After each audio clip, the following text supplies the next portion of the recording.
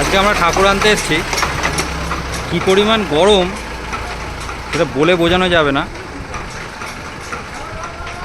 দেখো ঠাকুর আমাদের রেডি হয়ে গেছে।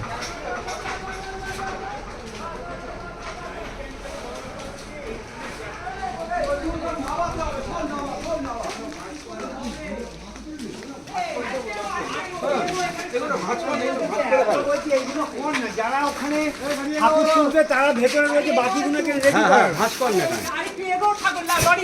দেখ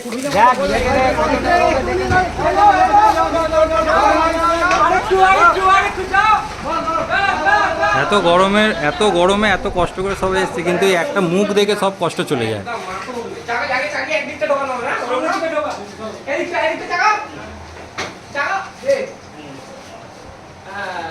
সব কষ্ট এখানেই শেষ, শুধু এই মুখটার দিকে তাকিয়ে।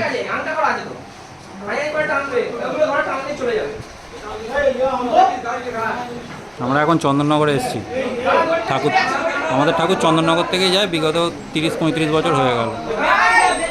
চোখের অবস্থা দেখে বুঝতেই পারছো কি পরিমাণ গরম। আমাদের ঠাকুর উঠছে এবার একটা একটা করে।